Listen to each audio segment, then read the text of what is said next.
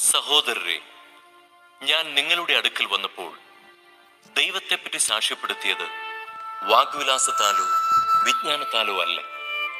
നിങ്ങളുടെ ഇടയിലായിരുന്നപ്പോൾ യേശുക്രിസ്തുവിനെ കുറിച്ചല്ലാതെ, അതും ക്രൂശിതനായവനെ കുറിച്ചല്ലാതെ മറ്റൊന്നിനെക്കുറിച്ചും അറിയേണ്ടതില്ലെന്ന് ഞാൻ തീരുമാനിച്ചു. നിങ്ങളുടെ മുൻപിൽ ഞാൻ ദുർബലനും ഭയചകിതനുമായിരുന്നു. എന്റെ വചനവും പ്രസംഗവും വിജ്ഞാനം കൊണ്ട് വശീകരിക്കുന്നതായിരുന്നില്ല. പ്രത്യുത ആത്മാവിൻ്റെയും ശക്തിയുടെയും വെളിപ്പെടുത്തലായിരുന്നു.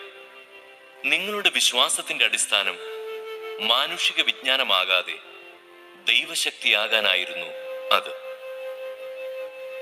എന്നാൽ പക്വമതികളോട് ഞങ്ങൾ വിജ്ഞാനം പ്രസംഗിക്കുന്നു, പക്ഷേ ലൗകിക വിജ്ഞാനമല്ല, ഈ ലോകത്തിന്റെ നാശോന്മുഖരായ അധികാരികളുടെ വിജ്ഞാനവുമല്ല. രഹസ്യവും നിഗൂഢവുമായ ദൈവിക ജ്ഞാനമാണ് ഞങ്ങൾ പ്രസംഗിക്കുന്നത്. അത് നമ്മുടെ മഹത്വത്തിനായി യുഗങ്ങൾക്ക് മുൻപേ തന്നെ ദൈവം നിശ്ചയിച്ചിട്ടുള്ളതുമാണ്. ഈ ലോകത്തിന്റെ അധികാരികളിൽ ആർക്കും അത് ഗ്രഹിക്കാൻ സാധിച്ചില്ല. സാധിച്ചിരുന്നെങ്കിൽ മഹത്വത്തിന്റെ കർത്താവിനെ അവർ കുരിശിൽ തറയ്ക്കുമായിരുന്നില്ല. എഴുതപ്പെട്ടിരിക്കുന്നത് പോലെ ദൈവം തന്നെ സ്നേഹിക്കുന്നവർക്കായി സജ്ജീകരിക്കുന്നവ കണ്ണുകൾ കാണുകയോ ചെവികൾ കേൾക്കുകയോ മനുഷ്യ മനസ്സ് ഗ്രഹിക്കുകയോ ചെയ്തിട്ടില്ല. എന്നാൽ നമുക്ക് ദൈവം അതെല്ലാം ആത്മാവ് മുഖേന വെളിപ്പെടുത്തി തന്നിരിക്കുന്നു.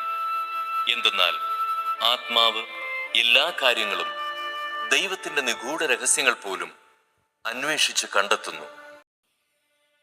അവർ പോകും വഴി ഒരുവൻ അവനോട് പറഞ്ഞു, നീ എവിടെ പോയാലും ഞാൻ നിന്നെ അനുഗമിക്കും.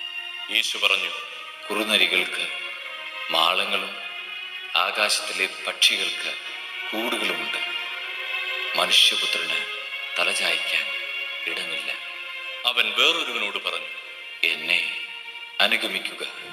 അവൻ പറഞ്ഞു, കർത്താവേ, ഞാൻ ആദ്യം പോയി എന്റെ പിതാവിനെ സംസ്കരിക്കാൻ അനുവദിച്ചാലും? അവൻ പറഞ്ഞു, മരിച്ചവർ തങ്ങളുടെ മരിച്ചവരെ സംസ്കരിക്കട്ടെ, നീ പോയി ദൈവരാജ്യം പ്രസംഗിക്കുക. മറ്റൊരുവൻ പറഞ്ഞു, കർത്താവേ, ഞാൻ നിന്നെ അനുഗമിക്കാം, പക്ഷേ ആദ്യം പോയി എന്റെ വീട്ടുകാരോട് വിട വാങ്ങാൻ അനുവദിക്കണം. യേശു പറഞ്ഞു, കലപ്പയിൽ കൈവച്ചിട്ട് പിന്തിരിഞ്ഞു നോക്കുന്ന ഒരുവനും സ്വർഗരാജ്യത്തിന് യോഗ്യനല്ല.